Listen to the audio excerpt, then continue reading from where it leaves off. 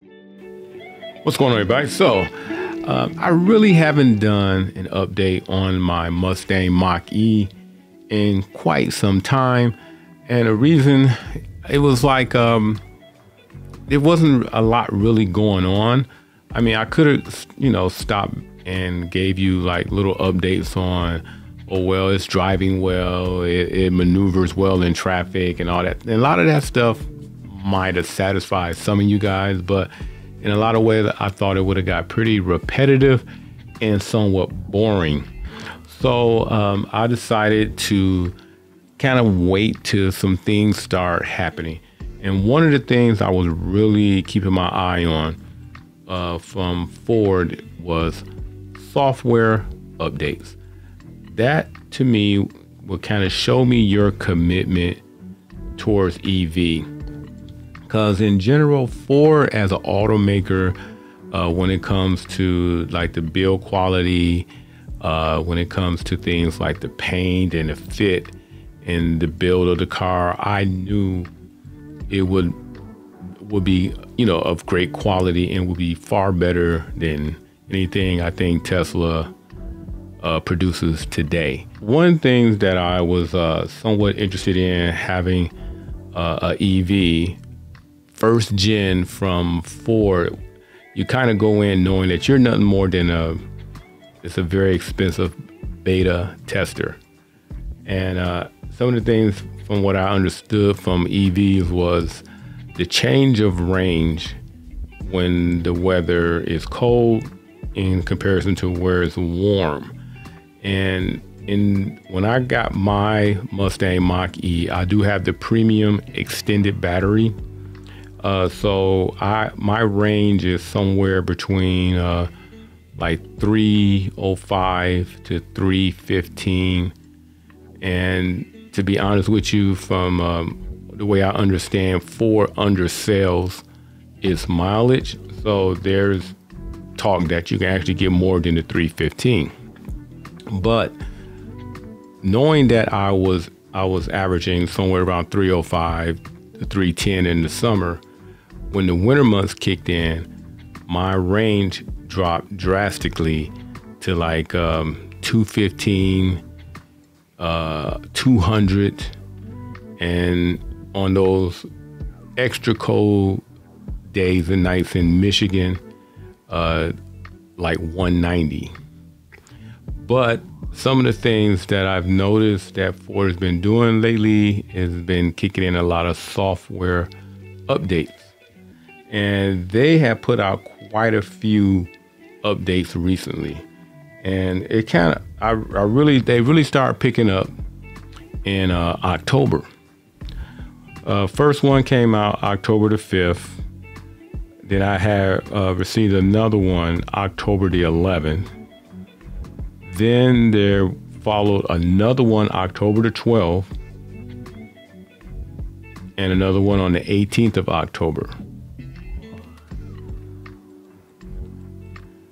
Then during November, I got one on the 2nd, the 15th. And then January is where I've seen a lot of what I call major software updates happening on the 9th, the 11th, and the 18th. So a lot of things that happened that I noticed was the winter mileage got better. I went from maybe averaging let's say 205 in the winter to right now I'm at 285, 290, which is a major upgrade in comparison to what I was getting. So that made me real happy to see that they were on top of that. They made a lot of software updates as far as from the climate control, the functionality, making things more upfront, whereas you don't have to dig through the Sync 4 software to find just the basic things that you need to have right at your fingertips when it comes to like the heat, the frosters, whether your car is, you're running your AC, You know, all those things, whereas before when I first got it, you pretty much had to take your eyes away from the road for, in my opinion, a too long period of time just to turn on or turn off certain features. So that has greatly improved with these past updates. Now, there's been some rough patches. One of the rough patches, I got me some notes in front of me. So if you see me looking down, I'm reading my notes. But some of the rough patches was there was a recall, a computer module recall, and they had to replace the module due to the chip shortage. And there was a defective module in my Mach E. To do things like that, it took them literally almost 2 weeks to address that module issue. Then there was a recall on the windshield, the glass, and the roof panel. So I had to take my car to the dealership, and you would think just to change out a windshield would be something quick, but there was a windshield shortage, and that made me had to wait about another week, a little over a week, just to change a windshield. Then they had a software update that it couldn't be done as far as over the air, and it had to be done at dealerships. I don't know if anybody else experienced that. If you have, you got a Mach E, let me know if you experienced some of these. Stories sound very familiar. And I had to take it in for a major software update, one of the first ones, not one of recently. And it took them 3 days to do a software update. But the windshield wiper on the bottom, before got to fix that.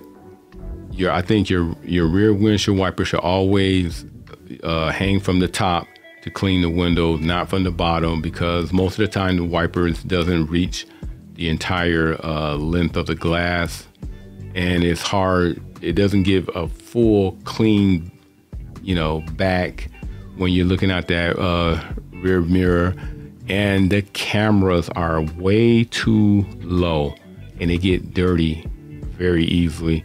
And Ford should have done something to, especially with the back camera. That camera placement is probably by far the worst. So they really got to take care of that. So during those rough patches, I was pretty much like saying, this is getting a little too much.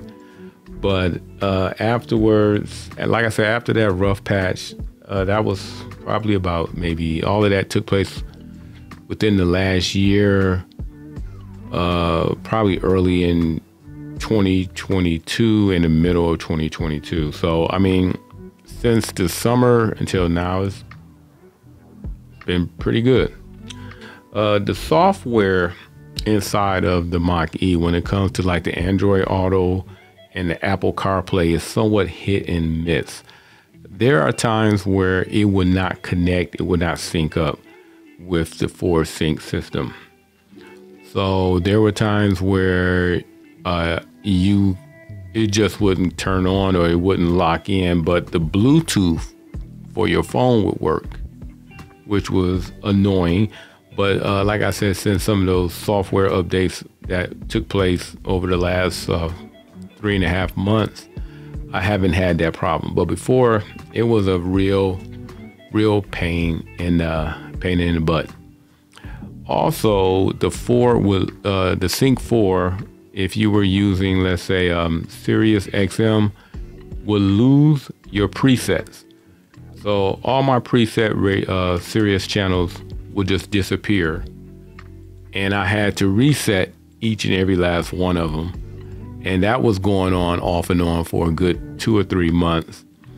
So that, since a few of the software updates, I haven't noticed that.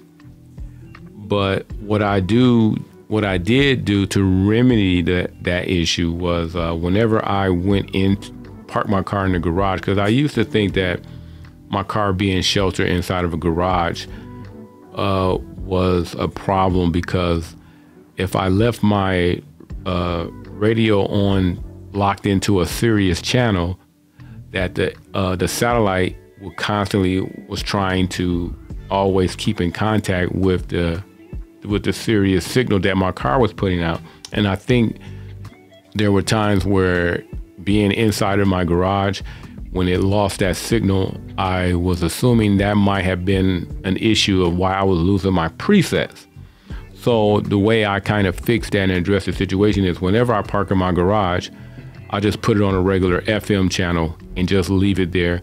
So there's no constant need for the Sirius XM in my car signal to constantly be searching for a satellite link. So when I started doing that, it did get better. And also with the last couple of software updates, I've seen a major improvement with my presets staying in place. Now, like I said, having the regular software updates has been significant. And to me, it's showing me that Ford is trying to move into the direction of being a company that can be a tech company and an automotive company at the same time. They're not quite there. They're not afraid to reach out for help. That's why I know, for example, they have Google working with them, and they're influencing the next generation of Sync that's going to be coming up in future EVs and future all cars across the Ford lineup. The addition of Alexa, I thought, would be a game changer, but they really haven't given the voice assistant a true purpose within the framework of the car. It's very it's very limited at what it can offer you, other than just general information, general reminders. If you have a smart garage or anything that's connected, then Alexa can help out a little more, like, voice command for your garage or something like that. But as far as just your overall functionality within the car, I've been somewhat disappointed in what I've been able to do with it. So, I was really looking forward to that, but it is, so far, it's kind of like, you got so many voice assistants inside of that car besides Alexa. You got the Ford Blue, and if you're using your iPhone, you got Siri. If you paired it with your Apple car, it's just way too many voice assistants to deal with inside of the car. With a lot of the updates, the entertainment of part of it, as far as like the apps, the games, they're trying to match up with Tesla, where you can look at YouTube now inside of your Mach E. You can do pretty much, play some cool games. But to me, the gaming portion lags way behind Tesla. The games and the entertainment that they offer you is, especially the gaming. The gaming is very old school, 2005-ish type of gaming to me. It doesn't, the graphics, what have you, isn't really impressive.